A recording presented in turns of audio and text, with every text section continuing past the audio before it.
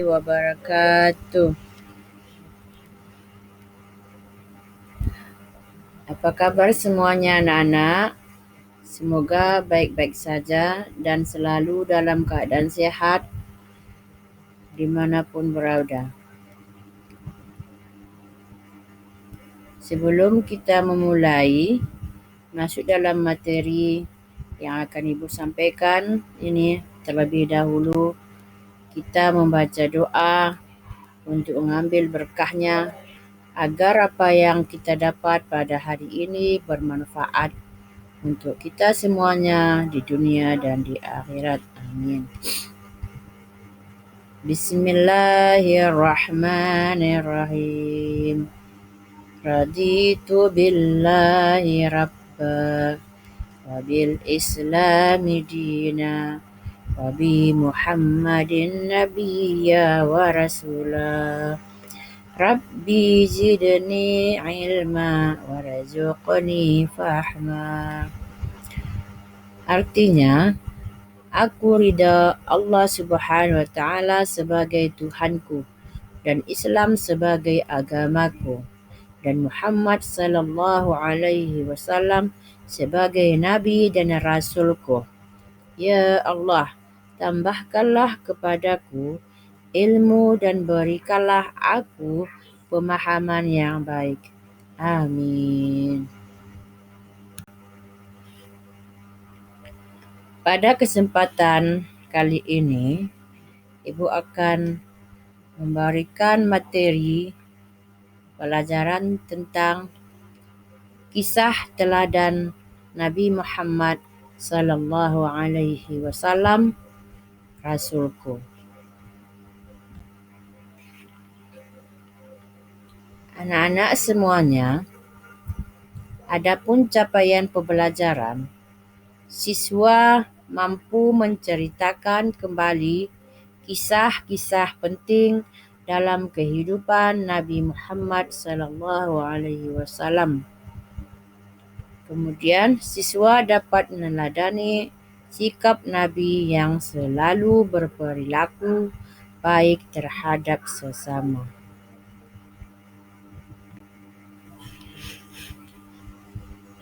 Diharapkan kalian setelah mempelajari kisah teladan Nabi Muhammad sallallahu alaihi wasallam, diharapkan kalian dapat menjelaskan 3 peristiwa penting dalam kehidupan Nabi Muhammad sallallahu alaihi wasallam dan mengaitkannya dengan nilai-nilai keteladanan. Kemudian, siswa dapat membuat sebuah puisi yang menggambarkan sifat jujur Nabi Muhammad sallallahu alaihi wasallam dan menerapkannya dalam kehidupan sehari-hari. Nah, itu adalah kalian sudah mendengarkan dari capaian pembelajaran dan tujuan pembelajaran di materi ini.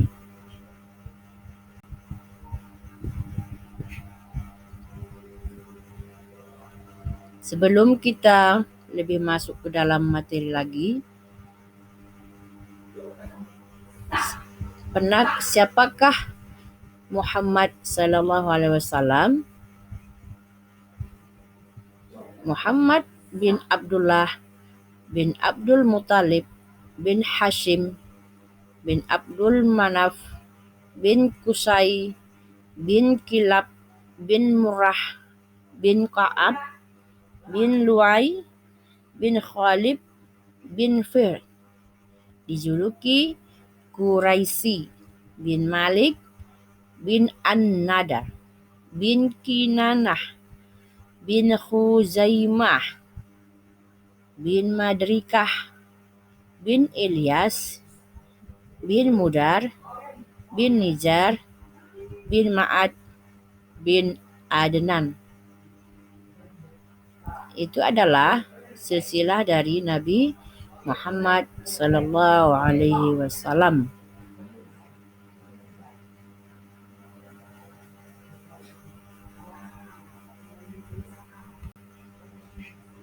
Nabi Muhammad sallallahu alaihi wasallam adalah nabi terakhir yang diutus oleh Allah Subhanahu wa taala untuk menyampaikan ajaran Islam kepada seluruh umat manusia. Beliau lahir di Makkah pada 12 Rabiul Awal tahun Gajah dan berasal dari suku Quraisy. Anak-anak semuanya, Nabi ada beberapa lebih dari 25 yang tercatat di dalam Al-Quran beribu. Tetapi yang kita wajib percaya adalah dan kita ketahui ada 25 Nabi. Salah satunya adalah Nabi yang terakhir yaitu Nabi Muhammad sallallahu alaihi wasallam. Nabi yang terakhir.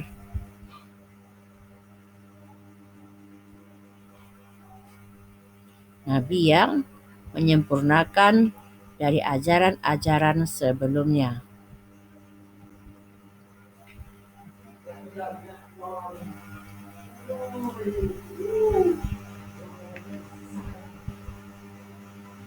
Nabi Muhammad sallallahu alaihi wasallam lahir di kota Mekah Al-Mukarramah pada hari Senin, tanggal 12 Rabiul Awal, bertepatan dengan tahun Gajah atau 20 April 571 Masehi. Itu adalah dihitungan dari tahun Masehi. Nabi Muhammad sallallahu alaihi wasallam lahir sudah dalam keadaan yatim.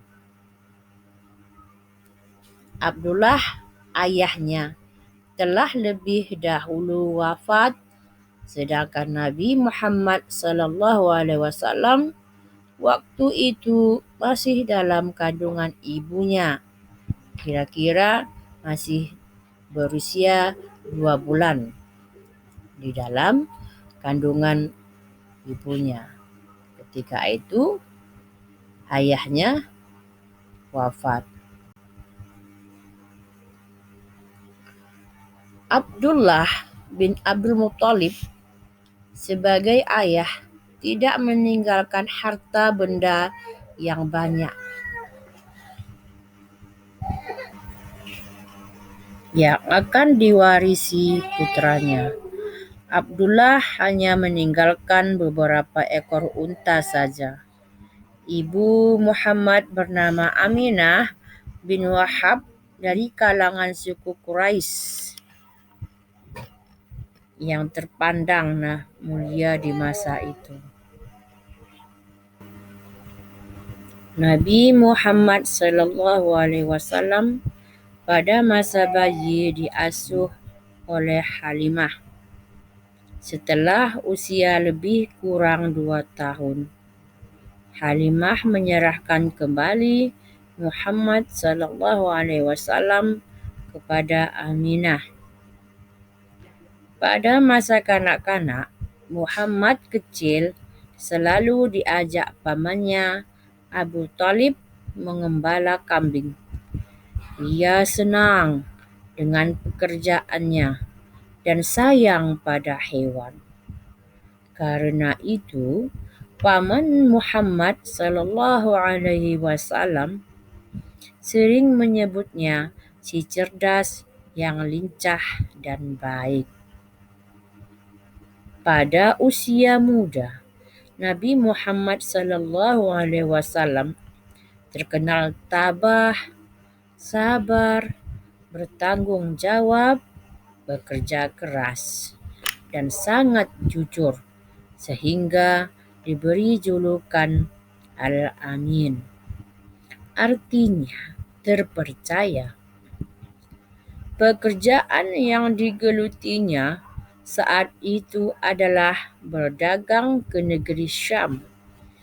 Ia membawa berbagai jenis dagangan milik saudagar kaya bernama Khadijah. Karena kejujuran Muhammad, Khadijah jatuh cinta padanya. Khadijah akhirnya menjadi istri Muhammad. Pada usia 40 tahun, beliau diangkat menjadi rasul, berdakwah mengajak umat manusia menyembah Allah Subhanahu wa taala dan meninggalkan kemusyrikan, yaitu penyembahan terhadap berhala. Nabi Muhammad SAW mempunyai kebiasaan berkhalwat, yaitu mengasingkan diri dari keramaian manusia, merenung, mendekatkan diri kepada Allah Subhanahu wa taala. Tempat yang digunakannya adalah Gua Hira, kurang lebih 5 kilometer dari arah timur kota Mekah. Dia lakukan ini pada setiap bulan Ramadan tiba. Pada hari ke-17 dari bulan Ramadan, saat itu Muhammad SAW mengalami peristiwa yang sangat menakjubkan. Beliau menceritakan peristiwa itu. Di saat aku sedang tidur, datanglah malaikat Jibril menghampiriku seraya berkata, "Bacalah." Aku tidak dapat membaca, jawabku. Malaikat lalu memelukku hingga aku merasa bahwa kematian sedang menghampiriku. Ia melepaskan diriku lalu berkata lagi, "Bacalah." Aku tidak dapat membaca, jawabku. Ia kembali memelukku lagi hingga aku merasa kematianku tiba. Kemudian ia melepaskan diriku sambil berkata, "Iqra' bismi rabbikal ladzi khalaq. Khalaqal insana min 'alaq. Iqra' wa rabbukal akram. Alladzi 'allama bil qalam. 'Allamal insana ma lam ya'lam."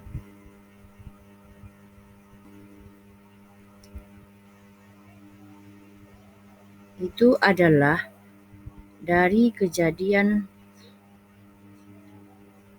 wahyu yang pertama sekali diturunkan, yaitu surah Al-Alaq dari ayat 1 sampai 5.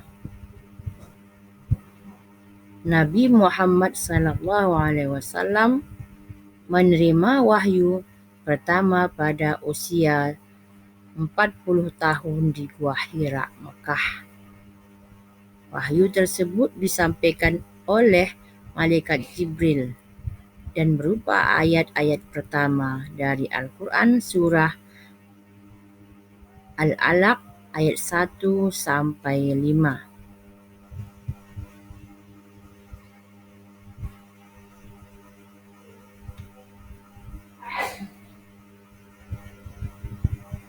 Nabi Muhammad diberi gelar julukan Al-Amin karena yang terpercaya, karena kejujuran dan amanahnya yang selalu terpercaya.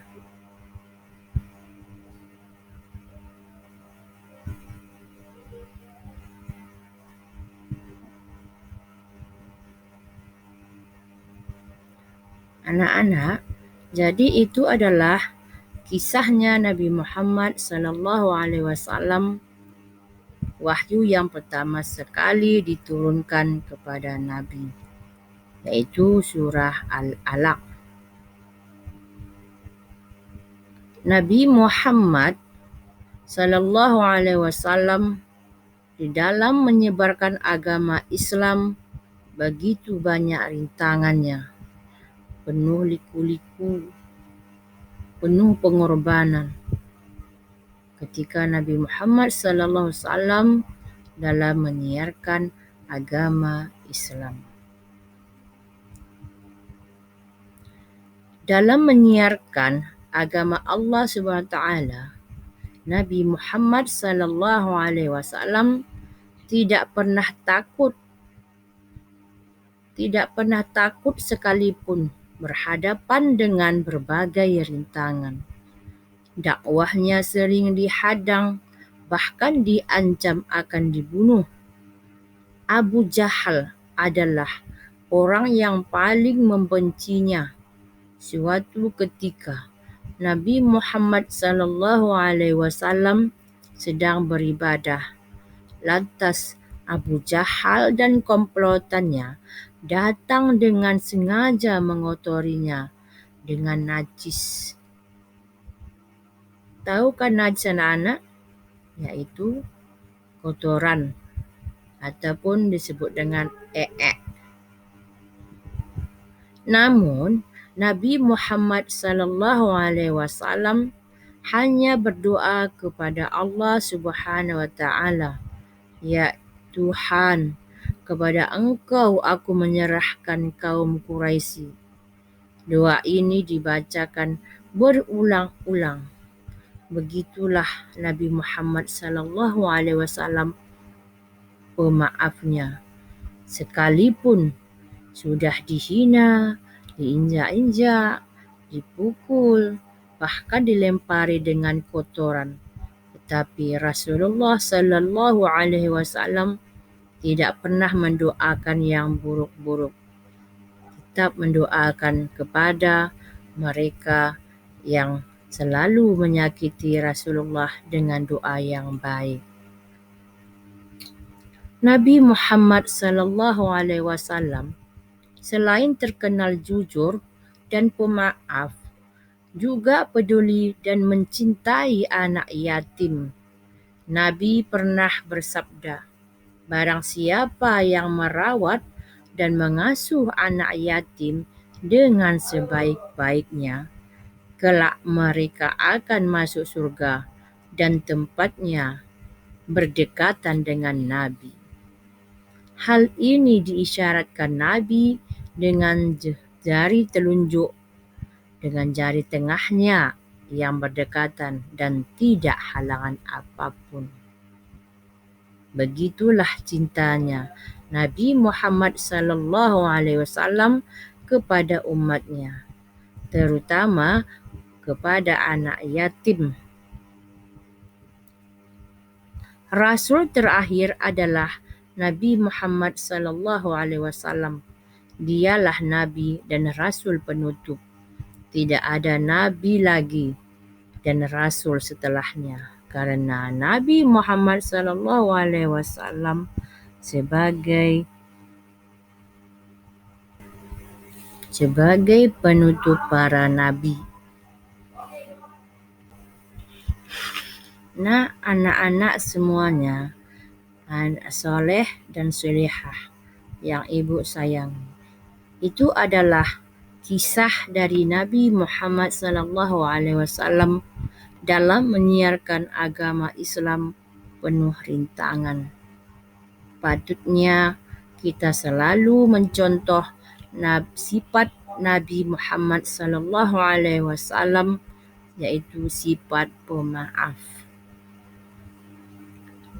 Di zaman sekarang ini, masihkah ada orang yang mempunyai sifat pemaaf seperti Rasulullah SAW?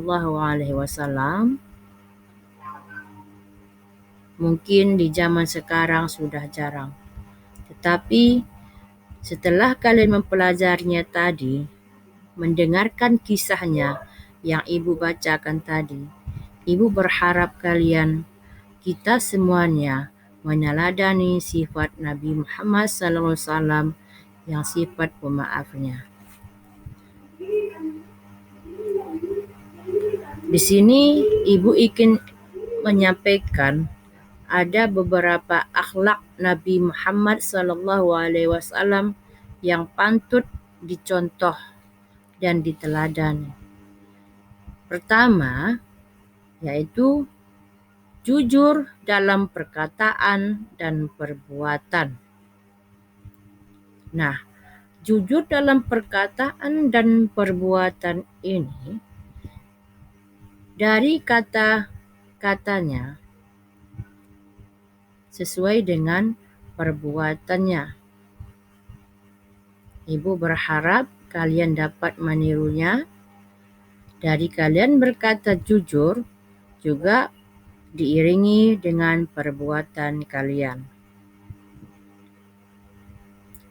Kemudian akhlak Nabi Muhammad yang patut kita teladani yang nomor 2 adalah penuh kasih sayang kepada sesama. Ya, kita tidak boleh menyakiti dengan orang lain, dengan sesama kita, saling memaafkan, saling tolong menolong, kasih dan sayang.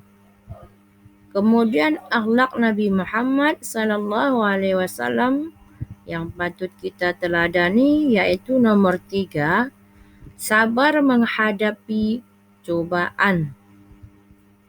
Seperti yang kalian dengarkan kisahnya Nabi Muhammad SAW yang Ibu sebutkan tadi adalah begitu banyaknya cobaan dan rintangan Nabi Muhammad SAW sejak dari dalam kandungan hingga Rasulullah menyebarkan agama Islam.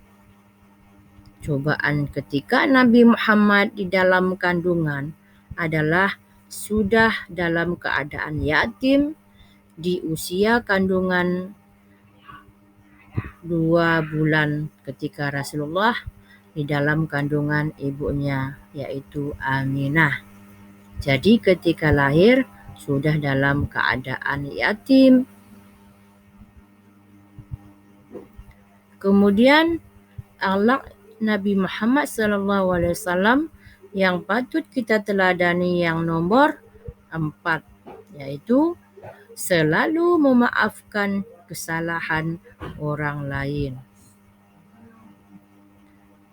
Ketika orang melakukan kesalahan kepada kita, sebelum orang tersebut meminta maaf kepada kita, kita harus terlebih dahulu memaafkannya di dalam hati kita.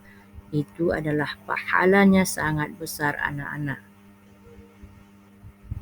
Patutlah kita contoh dari sifat pemaafnya Rasulullah SAW dan akhlak-akhlak terpuji Rasulullah lainnya.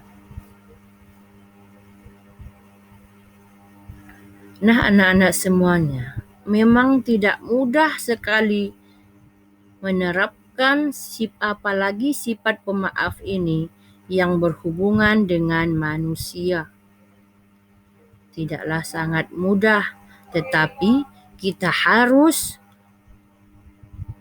melakukannya, sifat pemaaf yang harus kita tanamkan.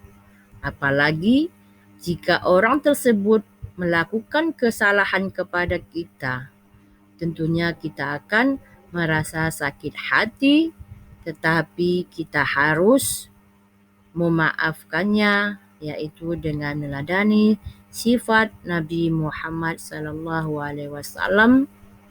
Pahalanya sangat besar anak-anak semuanya.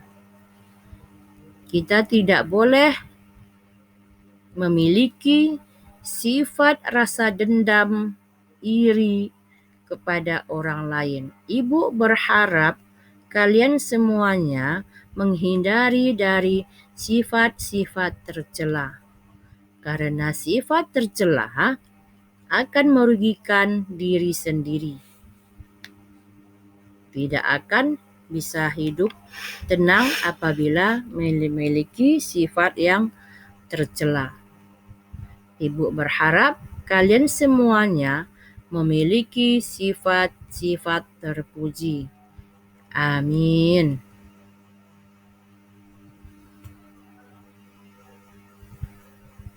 Anak-anak yang soleh dan solehah yang Ibu sayangi.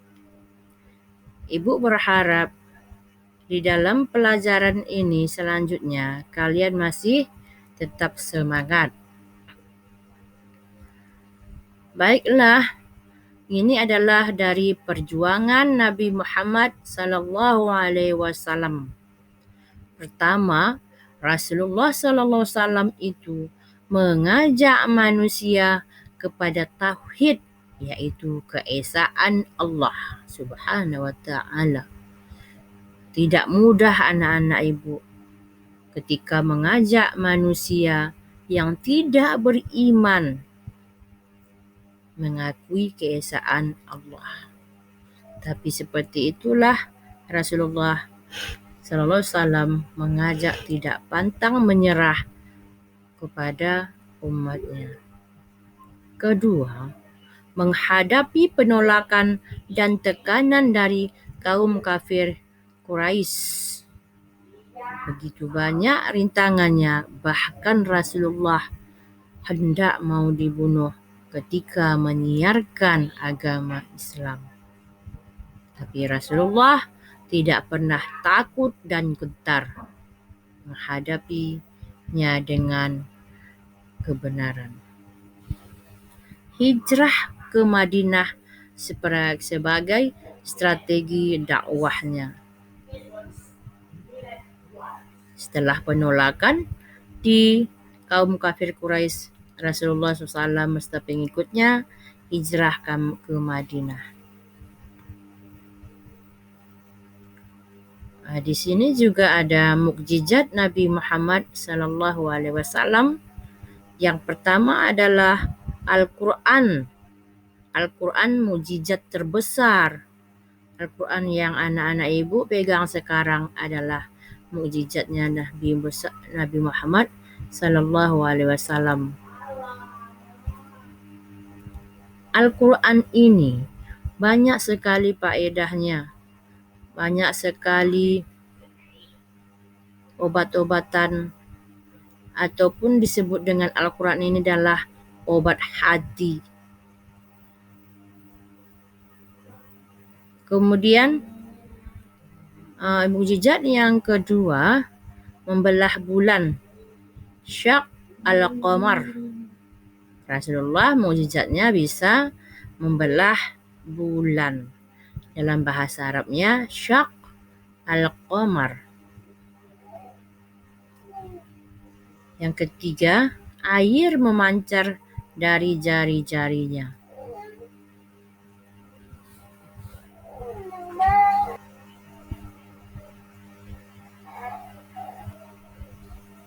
Keteladanan Nabi Muhammad SAW,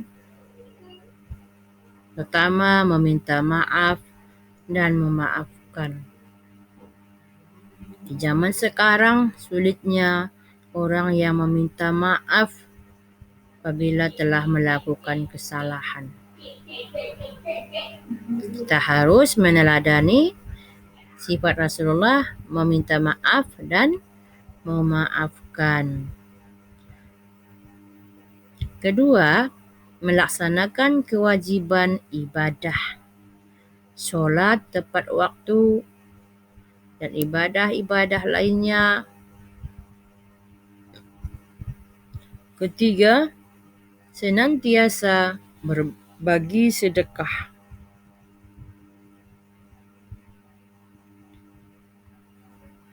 Keutamaan mencintai Nabi Muhammad SAW. Pertama, bukti keimanan kepada Allah Subhanahu wa Ta'ala. Dengan kita mencintai Nabi Muhammad, itu sudah adalah termasuk bukti keimanan kita kepada Allah.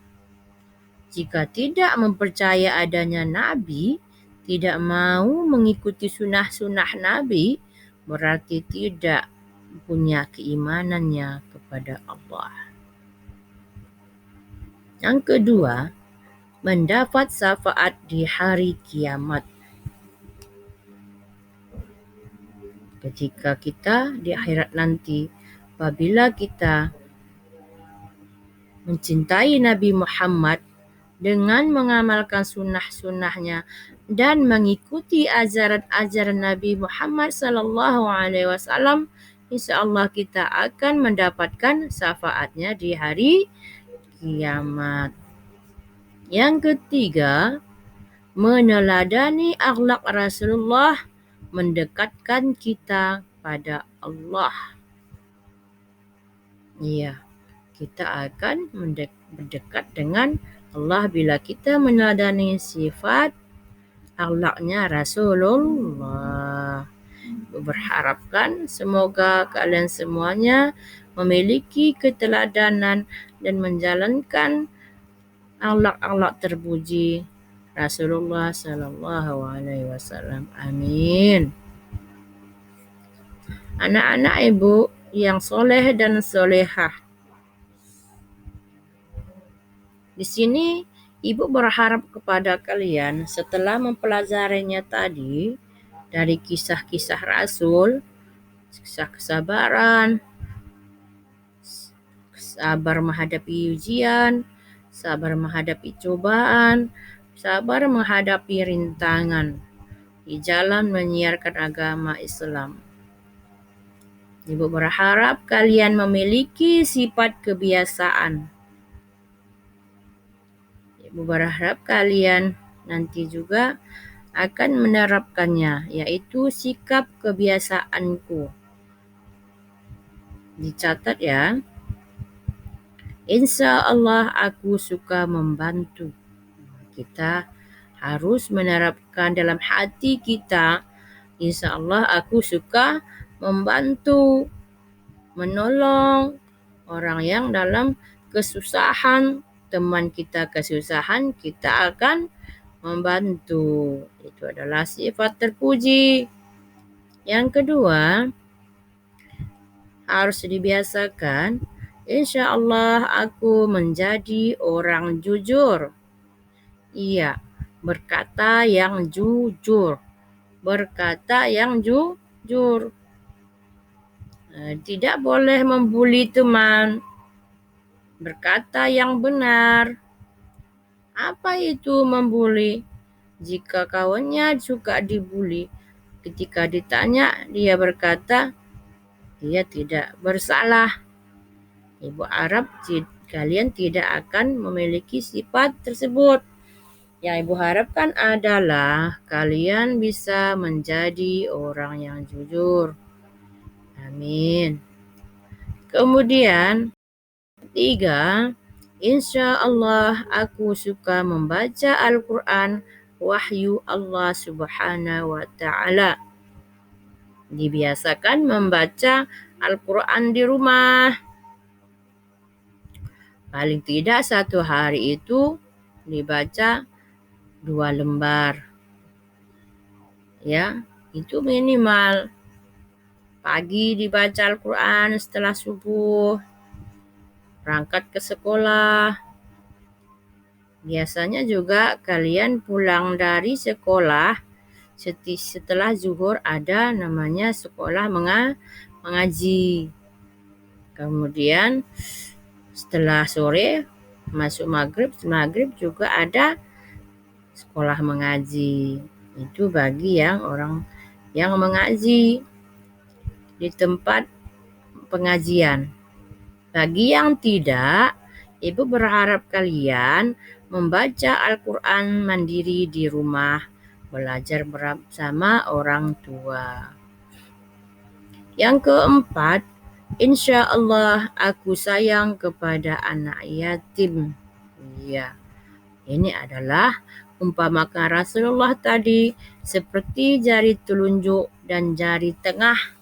Tidak ada penghalangnya hubungannya dengan anak yatim, maka mereka akan bersama-sama bersama Rasulullah akan masuk surga jika kita menyayangi anak yatim, tidak mengejek, tidak menyakiti, ya saling tolong menolong, nasihat menasihati. Bu, ada anak yatim sekarang suka kali jahat, Bu. Itu bagaimana? Itu gunanya kita saling menyayangi tadi, artinya ketika teman kita salah, kita akan memberikan nasihat yang baik dengan cara tidak menyinggung perasaannya, menjaga komunikasi yang baik. Artinya, ketika kita menasihati teman, tidak di depan umum ataupun menyatakan dengan perkataan yang baik, menjaga perasaan teman. Yang kelima, insya Allah aku yakin bahwa Muhammad Sallallahu Alaihi Wasallam adalah Rasul terakhir. Ini adalah yang paling wajib juga. Kita harus yakin adanya Nabi Muhammad Sallallahu Alaihi Wasallam adalah Rasul yang terakhir. Karena kita memang tidak pernah berjumpa dengan Rasulullah sekarang. Karena Rasulullah sudah wafat di beribu-ribu tahun yang lalu. Dengan adanya Al-Quran, dengan adanya hadis-hadis, kita harus yakini bahwasanya Nabi Muhammad SAW itu adalah Nabi yang wajib kita percayai, yaitu Rasul yang terakhir. Anak-anak ibu yang ibu sayangi, yang soleh dan solehah, amin. Di zaman sekarang, bukan saja zaman sekarang, di zaman dahulu, pada setelah wafatnya Rasulullah, itu ada namanya nabi-nabi palsu. Ya, nabi-nabi palsu mengaku sebagai nabi. Katanya dia nabi yang terakhir. Ya, itu tidak boleh kita percayai. Di zaman sekarang juga ada banyak sekali ajaran-ajaran sesat. Ya, ada ajaran Ahmadiyah lah katanya. Ada ya dia mengaku nabi. Jangan dipercayai. Nabi yang terakhir adalah Nabi Muhammad Sallallahu Alaihi Wasallam. Setelah Nabi Muhammad tidak ada lagi nabi.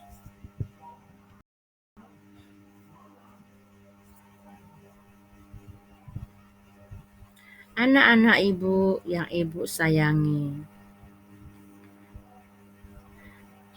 ibu berterima kasih bahwasanya kalian telah mendengarkan pelajaran dari awal sampai sekarang. Ada hal-hal yang perlu kita petik dari kisah tadi, dari materi tadi yang ibu sampaikan. Pelajaran yang perlu dipetik yaitu saat pertama, Muhammad Sallallahu Alaihi Wasallam lahir bertepatan pada tahun gajah ataupun tahun 571 Masehi. Coba dikurangi dengan tahun sekarang. Berapa ribu itu perbedaannya? Kalau diingat ya anak-anak, tahun gajah Rasulullah itu dilahirkan. Yang kedua, Muhammad Sallallahu Alaihi Wasallam lahir dalam keadaan yatim. Yang ketiga, di waktu kecil sering membantu menggembala kambing. Itu adalah Rasulullah di masa kecil. Yang keempat, pada usia muda rajin bekerja dan tangguh. Ini harus dicontoh ini juga. Harus dicontoh. Jadi pemuda yang tangguh, rajin, tidak banyak bermalas-malasan, tidak boleh malas belajar, harus rajin biar pintar, dan rajin membantu orang tua. Yang kelima, Muhammad Sallallahu Alaihi Wasallam terkenal sebagai orang jujur dengan gelar Al-Amin. Saking jujurnya Nabi Muhammad sampai mempunyai dijuluki dengan gelar Al-Amin. Saking jujurnya Nabi Muhammad, masyarakat ketika itu memberikan gelar kepada Nabi Muhammad Al-Amin. anak-anak ibu yang soleh dan solehah. InsyaAllah amin. Yang ibu sayangi. Kalau sudah dijuluki dengan gelar tersebut, itu artinya memang benar-benar sesuai dengan apa yang dijuluki kepada orang tersebut. Kemudian selanjutnya, Muhammad pada usia 40 tahun diangkat menjadi rasul. Kemudian Muhammad menerima wahyu Al-Quran di Gua Hira. Ya, itu adalah ayat wahyu yang pertama sekali turun adalah Al-Quran surah Al-Alaq ayat 1 sampai 5. Kemudian cinta dan sayang kepada anak yatim itu tidak berjauhan. Kata Rasulullah, dengan Rasulullah seperti jari telunjuk dengan jari tengah dengan Rasulullah di surga. Kemudian itu adalah pahala bagi orang yang menyayangi anak yatim. Selanjutnya, Muhammad sallallahu alaihi wasallam adalah khatamul anbiya, yaitu rasul yang terakhir. Alhamdulillah, kita sudah pada penghujung pelajaran di materi ini. Ibu berharap kalian apa yang kalian dengar tadi terekam di dalam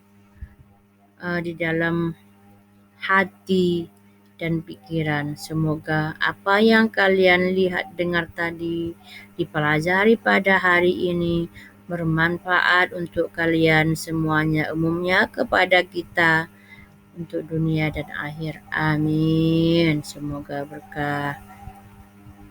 Sebelum kita akhiri pelajaran ini, marilah kita membaca surah Al-Fatihah. Bismillahirrahmanirrahim. Alhamdulillahi Rabbil Alamin. Ar-Rahmanir-Rahim.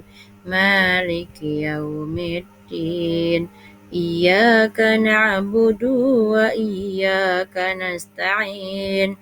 Ihdinas siratal mustaqim. Siratal ladzina an'amta 'alaihim ghairil maghdubi 'alaihim waladdallin. Amin.